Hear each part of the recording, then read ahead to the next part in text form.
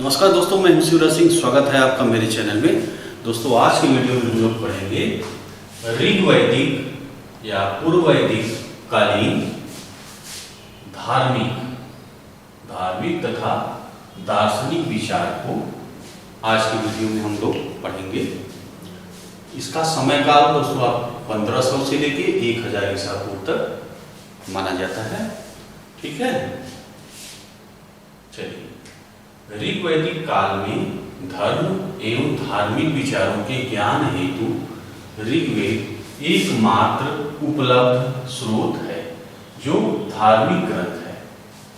ठीक है, ऋग्वेद आपका एकमात्र स्रोत है जिससे कि धार्मिक जानकारी हमें प्राप्त होती है। तो दोस्तों, जैसे कि हम देखते हैं, आपका ऋग वैदिक काल का जो राजनीतिक जीवन है, जो सामाजिक जीवन है, वो बड़ा सरल है और उतना ही बड़ा और कठिन जो है ये आपका धार्मिक जीवन है। ठीक है फ्रेंड्स, चलिए आगे देखिए। यहाँ हम देखते हैं कि बहुदेववाद मिलता है ऋग वैदिक काल में। बहुत सारे देवताओं को हमें यहाँ पे नाम मिलते हैं। ठीक है, आगे देखिए। यास्क के निरुक्त में देवताओं की संख्या मात्र 3 इन्होंने बताई है। पहला, पृथ्वी पर अग्नि, अंतरिक्ष में इंद्र या वायु, ठीक, और आकाश में सूर्य। ठीक है, ये यास्क ने बताई है। आगे देखिए। ऋग्वेद में एक अन्य स्थल पर प्रत्येक लोक में देवताओं का निवास मानकर संख्या 33 कही गई है। ठीक है, चलिए अब देवताओं को देख लें। पृथ्वी पे कौन से हैं, अंतरिक्ष में कौन है, आकाश में कौन है। तो पृथ्वी के देवता देखिए, पृथ्वी, अग्नि, सोम, बृहस्पति, अपानपात, मातृश्वन। नदियों के देवता जैसे सिंधु नदी है, सिंधु नदी की देवी है। ठीक है, सिंधु नदी को देवी माना जाता था। पिशान, सरस्वती, अरण्यानी, पुरामधी। ठीक है, आगे देखिए। अब अंतरिक्ष के देवता, अंतरिक्ष के देवता में कौन कौन से हैं? इंद्र। देखिए, इंद्र जो है बहुत ही महत्वपूर्ण ऋग वैदिक कालीन के देवता हैं। अभी हम आपको डिटेल से कुछ देवता जो इसमें हैं, जो प्रसिद्ध देवता हैं, उनकी अभी हम डिटेल से आपसे चर्चा करेंगे, बताएंगे आपको। उसके बाद है रुद्र। ठीक है, और बहुत सारे देवता मंगलकारी माने जाते हैं रुद्र को छोड़ करके। वायुवात, पर्जन्य, आप, यम, प्रजापति, अदिति। ठीक है, आगे देखिए। आकाश के देवता, आकाश के देवता कौन कौन है? देखिए, धौंस, वरुण, मित्र, सूर्य, सवित्री, पूषण, विषु, आदित्य, उषा, अश्विनी। ठीक, अब देखिए कुछ अमूर्त भावनाओं के घोतक देवता, उनको आप देखिए। श्रद्धा, मन्यु, धातु, विधाती। ठीक है, अब उस समय महायज्ञ भी होते थे। तो महायज्ञ कौन कौन से हैं वो आप देखिए।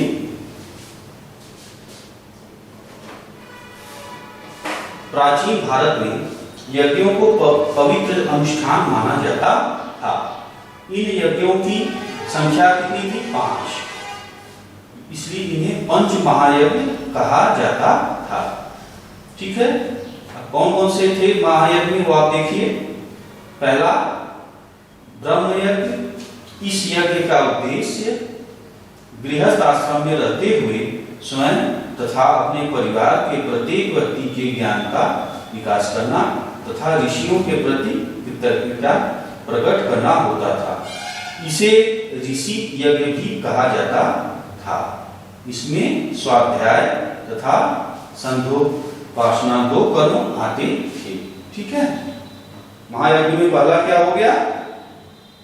पहला हो गया आपका ब्रह्म यज्ञ। ठीक, ये ब्रह्म यज्ञ, ये पहला हो गया। अब दूसरा यज्ञ कौन सा है वो आप देखिए। दूसरा यज्ञ हो गया देव यज्ञ। देव यज्ञ। दो यज्ञ, देव यज्ञ को आप देखिए, यह यज्ञ मंत्रोच्चारण करते हुए अग्नि में हवन सामग्री एवं घृत की आहुति देकर तथा अग्नि, इंद्र, सोम, पृथ्वी, प्रजापति आदि की स्तुति का कर संपन्न किया जाता था। इस यज्ञ को अग्निहोत्र यज्ञ भी कहा जाता था। ठीक है, अगला देखिए, तीसरा पृथ्वी यज्ञ।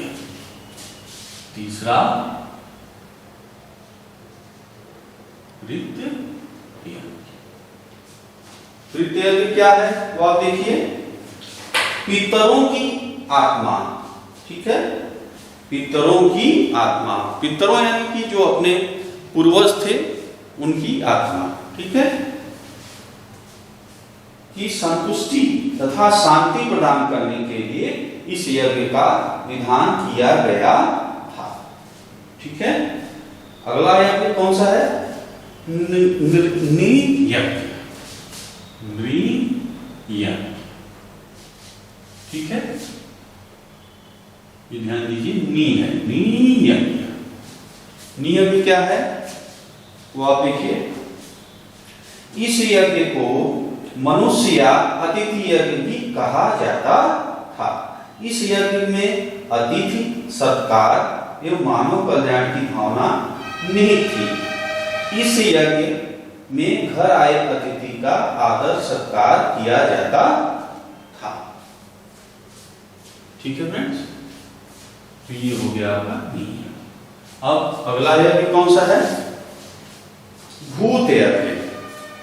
भूत यज्ञ पांचवा, भूत यज्ञ। भूत यज्ञ में इसे बलि वैश्य देव यज्ञ के नाम से भी जाना जाता था। इसका अर्थ है प्राणियों के लिए बलि प्रदान करना। इस प्रकार के यज्ञ में दान, त्याग तथा असमर्थ प्राणियों की मंगल कामना निहित थी। ठीक है फ्रेंड्स, तो ये आपका महायज्ञ आप समझ गए कौन कौन से हैं? ब्रह्मयज्ञ, देवयज्ञ, पृथ्वीयज्ञ, नियज्ञ और भूत यज्ञ।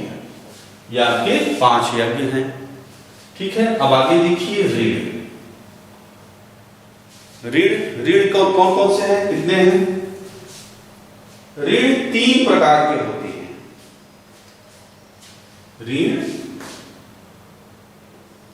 ऋण आपके 3 प्रकार। 3 प्रकार कौन कौन से हैं? पहला देखिए पृथ्वी ऋण। ये आपका पृथ्वी ऋण कौन कौन से ऋण हो गए? एक आपका हो गया, मान लीजिए पृथ्वी ऋण हो गया, और दूसरा हो गया ऋषि ऋण। ठीक, दूसरा आपका ऋषि ऋण हो गया। और तीसरा ऋण आपका हो गया देव ऋण। देव ऋण। ठीक, तो आप बताइए पृथ्वी ऋण क्या था? पृथ्वी ऋण संतान उत्पन्न कर व्यक्ति इस ऋण से मुक्त होता था। जब उसने बालक बालिका को पैदा किया, तो खास तौर से बालक का जो है ऋग्वेद में बहुत ही जो है उनको माना जाता था कि भाई 10-10 बालक हों तो अगर उसी तो अच्छा माना जाता था, क्योंकि बालक के द्वारा ही पिता को जो है अग्नि इत्यादि दिया जाता था, जो आज भी है माना जाता है कि बालक के द्वारा पिता को मोक्ष प्राप्त होती है ना। तो आप ध्यान दीजिए, पृथ्वी ऋण संतान उत्पन्न कर व्यक्ति इस ऋण से मुक्त हो जाता था यदि उसने संतान पैदा कर दिया। ऋषि ऋण। ऋषि ऋण ये आपका है ऋषि ऋण। ऋषि ऋण क्या है? अपने पुत्र को शिक्षित कर व्यक्ति इस ऋण से मुक्त होता था। ठीक है, अपने पुत्र को शिक्षित करते तो वो ऋषि ऋण से मुक्ति मिल जाती थी उसको। और ऋषि द्वारा आपने पढ़ा भी अभी पीछे की वीडियो में कि ऋषियों द्वारा बालक बालिकाओं को शिक्षा दी जाती थी। आगे आपका तीसरा है देव ऋण। देव ऋण क्या होता है बताइए? देव ऋण धार्मिक अनुष्ठान एवं यज्ञ आदि कर व्यक्ति इस ऋण से मुक्त होता था। ठीक है फ्रेंड्स, देव ऋण क्या है? धार्मिक अनुष्ठान एवं यज्ञ आदि कर व्यक्ति इस ऋण से मुक्त होता था। प्रत्येक व्यक्ति का इन 3 ऋणों से मुक्त होना ही सफल जीवन माना जाता था। ठीक है फ्रेंड्स, यज्ञ आज भी घरों में आप देखते होंगे, गांवों में घरों में यज्ञ इत्यादि होता है। जो पुरोहित हैं तो आते हैं, पूजा पाठ करते हैं, यज्ञ की वेदी बनाते हैं, जो है हवन इत्यादि जो है जैसे कि घी तमाम तरह के पदार्थ हैं तो उसमें यज्ञ में डाले जाते हैं। तो कहा जाता है कि जो ये हवन में डाला जाता है वो धुएं के द्वारा जो जाते हैं वो देवताओं को उससे प्राप्त होता है। ठीक है, तो ये है इसकी यज्ञ की अवधारणा। ठीक है फ्रेंड्स, तो आपका ये थे ऋण। आगे देखिए ऋत की अवधारणा। ऋत क्या है? ऋत क्या है वो आप देखिए। ऋग्वेद युगीन धर्म में सत्य, न्याय एवं नैतिकता के तत्व को अपने में समाहित के लिए ऋत एक अनूठी अवधारणा प्रचलित थी। ऋग्वेद में ऋत को एक सत्य तथा अविनाशी सत्ता के रूप में कल्पित किया गया है। ऐसा माना जाता है कि सृष्टि के आदि में ऋत की उत्पत्ति हुई और इसी के द्वारा विश्व में सुव्यवस्था, प्रतिष्ठा, भौतिक समृद्धि एवं जीवन यापन के अन्य साधन प्राप्त होते हैं। देवता भी ऋत से उत्पन्न हुए और वो भी इसी के स्वरूप हैं एवं अपनी दिव्य शक्ति से ऋत की रक्षा करते हैं। ठीक है फ्रेंड्स, इसे आप ध्यान से सुनते रहिए क्योंकि इतना ज्यादा लिखाया जाना पॉसिबल नहीं है। ठीक है, तो फिर वो आप ध्यान से जो है सुनते रहिए और इसको अपना याद रखिएगा या नोट डाउन भी कर लीजिए। अगर ज़्यादा तेज में बोल रहा हूँ तो आप कमेंट बॉक्स में बताइएगा, तो उस हिसाब से मैं धीमे बोलने का प्रयास करूँगा आपको। ठीक है, लिखते रहिए आराम से और न समझ में आए तो उसको वीडियो को जो है पॉज कर दीजिएगा और फिर से आप जो है लिखिएगा। ठीक है फ्रेंड्स, आगे देखिए ऋत ही विश्व का नियामक है तथा इस ऋत का संरक्षक वरुण को माना गया है। ऋत की अवधारणा से यह स्पष्ट होता है कि नैतिक जीवन को बहुत महत्व दिया जाता था। ऋग वैदिक कालीन पूज्य देवताओं में पुरुष देवताओं की भी प्रधानता एवं बहुलता है। देवियों का स्थान गौण एवं निम्न है। यह तथ्य ऋग्वैदिक प्रसत्तात्मक समाज से साम्य रखता है, जबकि इसकी पूर्ववर्ती हड़प्पा सभ्यता में देवी पूजा की प्रधानता थी। ऋग्वैदिक लोग मूर्त देवताओं साथ साथ कुछ अमूर्त भावनाओं के भूतक देवताओं की आराधना करते हैं। ठीक है, अमूर्त देवताओं के बारे में अभी मैंने आपको बताया। अमूर्त भावनाओं के भूतक देवता कौन कौन से हैं? श्रद्धा, मन्यु, धातु, विधातु। ठीक है, तो ये थी आपकी ऋत की अवधारणा। अब आगे देखिए देवताओं की उपासना यज्ञों द्वारा। ठीक है,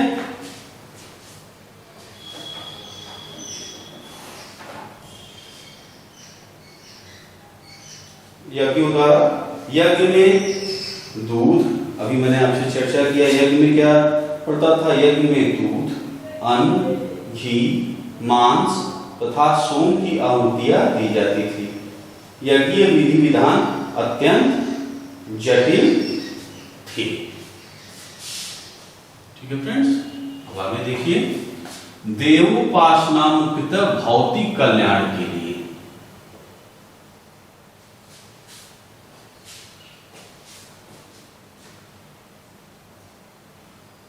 इसमें क्या है, जैसे युद्ध में विजय, अच्छी खेती, संतान प्राप्ति आदि के लिए की जाती थी। उपासना का लक्ष्य परमार्थिक सुख नहीं था। देवता आहुतियों द्वारा प्रसन्न होते तथा फल प्रदान करते थे। कुछ यज्ञ अत्यंत विस्तृत एवं खर्चीले होते थे, जिनका अनुष्ठान सामान्य मनुष्य के वश की बात नहीं थी। सोम यज्ञ ऋग्वैदिक आर्यों का सर्वाधिक महत्वपूर्ण एवं प्रसिद्ध यज्ञ था, जिसका विस्तृत विवरण मिलता है। यह एक दिन, 2 दिन से 12 दिन तथा 13 दिनों से लेकर 1000 वर्ष तक संपन्न होने वाला यज्ञ था। इसके लिए 3-3 वेदियों तथा अस्थियों, बहुसंख्यक पुजारियों जिसमें 4 प्रधान होते की आवश्यकता पड़ती थी। क्योंकि इसमें सोमलता के रस की आहुति दी जाती थी, अतः इसका नाम सोम यज्ञ अथवा साम यज्ञ पड़ गया है। ठीक है, आगे देखिए, इसकी व्यय साधुता के कारण केवल राजन और संपन्न वर्ग के ही लोग इसे कर पाते थे। ऋग्वेद का दृष्टिकोण स्पष्टतः कुलीन तंत्री था, जिसमें जनता के लिए उपयुक्त लोकप्रिय धर्म बहुत कम मिलता है। ठीक है, ये आपका हो गया। आगे देखिए, ऋग्वैदिक आर्य के परलोक विषय विचार अधिक स्पष्ट नहीं थे।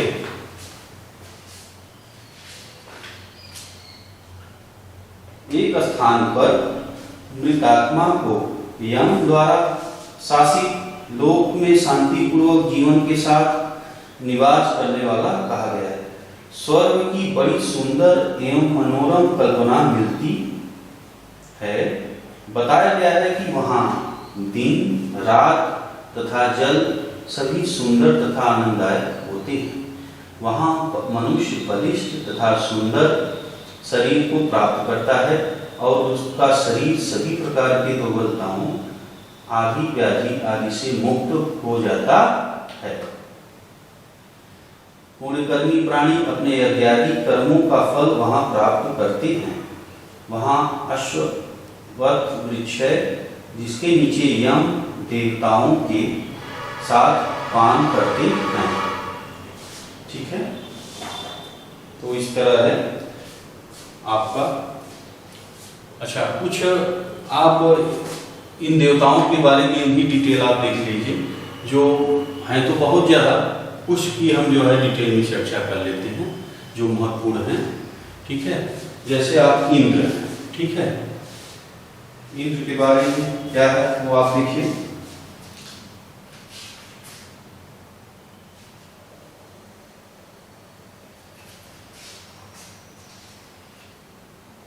इंद्र का ऋग्वैदिक देवताओं में सर्वाधिक महत्वपूर्ण स्थान है। इनकी स्तुति सर्वाधिक 250 सूक्तों द्वारा की हुई है। ठीक है, 250 सूक्तों द्वारा हुई है। इंद्र का कितने सूक्त में? 250 सूक्त में की गई। ये ध्यान दीजिए, ये सब क्वेश्चन पूछे जाते हैं कि किस देवता के कौन से सूक्त हैं। ये मैंने पिछले वीडियो में आपको मैंने लिखवा दिया है विस्तृत रूप से, ये कौन से सूक्त कितनी बार आए हैं, तो उसको आप देख लेंगे तो क्लियर हो जाएगा। ठीक है,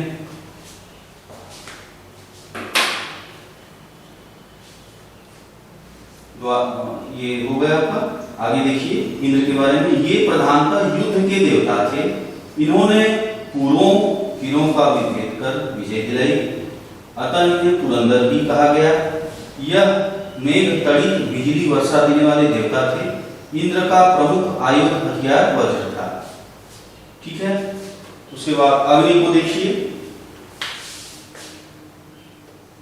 अग्नि के बारे में लिखिए, एक एक लाइन देख लीजिए। अग्नि जो है स्थानीय देवता में सर्वाधिक महत्वपूर्ण थे। इनकी स्तुति 200 सूक्तों में हुई है। अग्नि ने देवता एवं मानव के बीच मध्यस्थता की भूमिका निभाई है।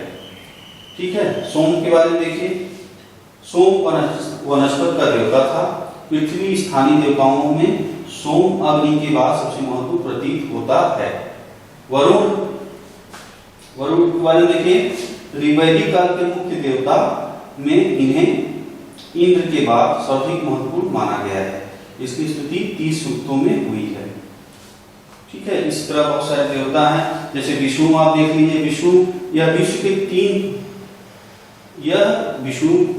विष्णु बारे देखिए। विष्णु यह विश्व को 3 पग में नाप लेते हैं, ये तो आप जानते ही होंगे। उत्तर वैदिक काल में इसका महत्व अधिक बढ़ गया था। उत्तर वैदिक काल आगे हम लोग पढ़ेंगे, देखेंगे इसके बारे में। इस तरह अश्विन, ये सब अश्विन हैं, ये 2 भाई थे, नास्य और दस। इनका उल्लेख पंगु के पैर तथा डूबते व्यक्ति को नौका कराने के संदर्भ में हुआ है। यह देवताओं के वैद विशेष थे। इन देवताओं दोनों भाइयों ने एक ही स्त्री सूर्या को पत्नी के रूप में रखा था। ठीक है। इस तरह ये देवताएं थे। और देवियां भी हैं कुछ, आप देखिए। सरस्वती जो है ये विद्या की देवी हैं। इनका नदी देवी के रूप में भी उल्लेख है। अरण्यानी है वन की देवी है, अर्थात प्रकृति की देवी है। ईड़ा ये समृद्धि की देवी है। भारती लक्ष्मी का पाक रूप है।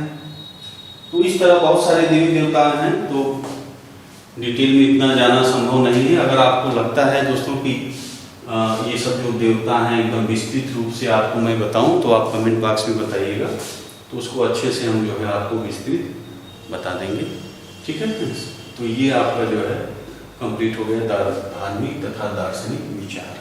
अगर और भी कुछ आप जानना चाहते हैं तो आप कमेंट बॉक्स में बताइएगा हमें। वीडियो कैसा लगा दोस्तों कमेंट बॉक्स में ज़रूर बताइएगा। वीडियो देखने के लिए आपका बहुत बहुत धन्यवाद।